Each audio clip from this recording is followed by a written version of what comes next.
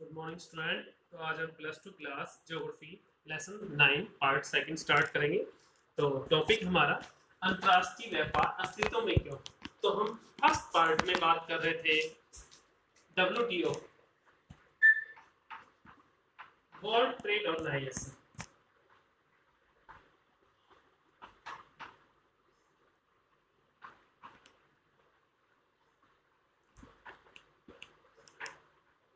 Organisation तो हम बात करते हैं क्योंकि WTO जो ट्रेड बैरियर है उसको घटाने में हेल्प करता है, शुल्क घटाने में। तो एक जो संस्था है व्यापार एवं शुल्क सामान्य है समझौता करता है। तो अंतर्राष्ट्रीय व्यापार अस्तित्व में क्यों। अंतर्राष्ट्रीय व्यापार उत्पादन में विशिष्टीकरण का परिणाम है। ये विश्व की अर्थव्यवस्था को लाभान्वित करता है। यदि विभिन्न राष्ट्र वस्तुओं के उत्पादन तथा या सेवाओं की उपलब्धता में श्रम विभाजन, श्रम होता है लेबर और विशेषीकरण को प्रयोग में लाए, हर प्रकार का विशिष्टीकरण व्यापार को जन्म दे सकता है। इस प्रकार अंतर्राष्ट्रीय व्यापार वस्तुओं और सेवाओं के तुलनात्मक लाभ, परिपूर्णता व हस्तांतरिता के सिद्धांतों पर आधारित होता है और सिद्धांत यह व्यापारिक भागीदारों को समान रूप से लाभदायक होना चाहिए। आधुनिक समय में व्यापार विश्व के आर्थिक संगठन का आधार है। यस, मॉडर्न टाइम में जो ट्रेड है मेन वो इकोनॉमी ऑर्गेनाइजेशन का बेस है। राष्ट्रों की जो फॉरेन पॉलिसी है उससे संबंधित है।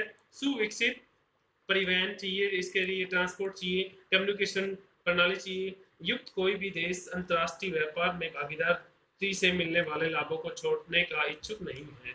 तो नेक्स्ट टॉपिक है बेस की बात करते हैं, अंतर्राष्ट्रीय व्यापार के आधार। तो हम आधार की बात करते हैं, बेस। तो आधार देखते हैं क्या है आधार। तो राष्ट्रीय संसाधनों में भिन्नता है, नेशनल जो रिसोर्स है उनमें डाइवर्सिटी है।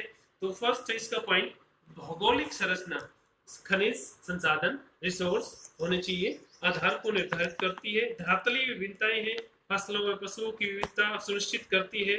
भूमियों में कृषि स्वायत्ता अधिक होती है। पर्वत पर्यटकों को आकर्षित करते हैं और पर्यटन को बढ़ावा देते हैं। बिल्कुल सही बात है, क्योंकि जो माउंटेन एरिया है वो टूरिस्ट को अट्रैक्ट है, वहाँ पे टूरिस्ट आता है, अट्रैक्ट करते हैं। तो सेकंड पॉइंट है खनिज संसाधन संपूर्ण विश्व में असमान रूप से वितरित है। यस, मिनरल एक जगह थोड़ी पाए जाते हैं, डिस्ट्रीब्यूशन है।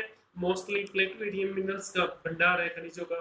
खनिज संसाधन की उपलब्धता औद्योगिक विकास का आधार प्रदान करती है। नेक्स्ट पॉइंट है जलवायु किसी दिन हुए क्षेत्र में जीवित रह जाने वाले पादप व वन्य जीव जात के प्रकार को प्रभावित करता है। फ्लोरा एंड फौना, वनस्पति जात और प्राणी जात, ये विभिन्न उत्पादों की विविधता को भी सुनिश्चित करती है। एग्जाम्पल के तौर पे ऊन उत्पादन ठंडे क्षेत्र में ही हो सकता है, केला रबड़ कहवा उष्ण कटिबंधीय क्षेत्रों में ही हो सकते हैं। यस, तो नेक्स्ट है जनसंख्या फैक्टर।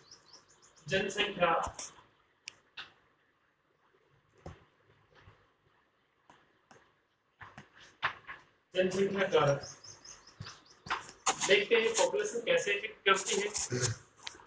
तो फर्स्ट है सांस्कृतिक कारक, जो कल्चरल एक्टिविटी विशिष्ट संस्कृतियों में कला एवं हस्तशिल्प के भी आर्ट एंड हाथ से काम करना विभिन्न रूप विकसित हुए हैं जिन्हें विश्व भर में सराहा जाता है। एग्जाम्पल के तौर पे चीन द्वारा उत्पादित उत्तम कोटि का पार्सल चीनी मिट्टी के बर्तन बनते हैं चाइना में।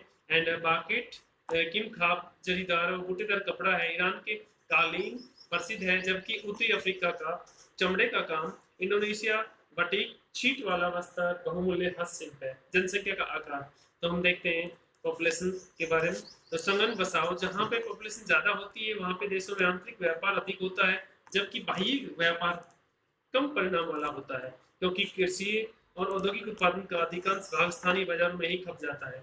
यस, नियर बाई मार्केट, जहाँ पॉपुलेशन ज्यादा होगी वहीं पे यूज हो जाएगा। जनसंख्या का जीवन स्तर बेहतर गुणवत्ता वाले आयातित उत्पादों की मांग को निर्धारित करता है, क्योंकि नियमित जीवन स्तर के साथ केवल कुछ लोग ही महंगी आयातित वस्तु खरीद पाने में समर्थ होते हैं। आर्थिक विकास की प्रावस्था नेक्स्ट पॉइंट है। तो इकोनॉमी डेवलपमेंट की देखते हैं।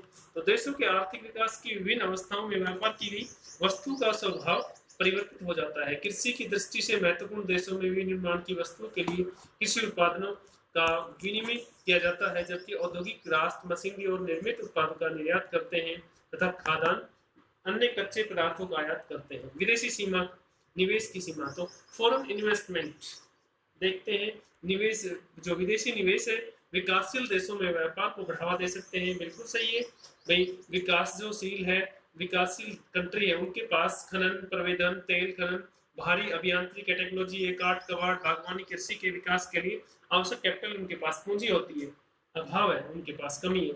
विकासशील देशों में ऐसी पूंजी प्रधान उद्योग के विकास द्वारा औद्योगिक राष्ट्र पदार्थों खनिजों का आयात सुनिश्चित करते हैं, अपने निर्मित उत्पादों के लिए बाजार निर्मित करते हैं। यह संपूर्ण चक्कर देशों के बीच में व्यापार के परिणाम को आगे बढ़ाता है। ट्रांसपोर्ट नेक्स्ट पॉइंट है।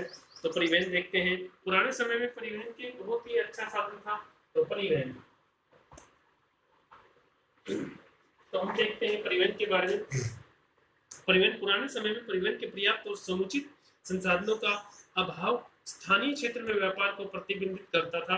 केवल उच्च मूल्य वाली वस्तुएं जैसे रत्न है, रेशम है, मसाले का लंबी दूरियों तक व्यापार किया जाता था। रेल, समुद्री, वायु परिवहन के विस्तार, प्रतिशत परिरक्षण के बेहतर संसाधनों के साथ व्यापार ने स्थानिक विस्तार का अनुभव किया। तो अंतर्राष्ट्रीय व्यापार के महत्वपूर्ण पक्ष। तो थैंक यू, आज के टॉपिक में बस इतना ही।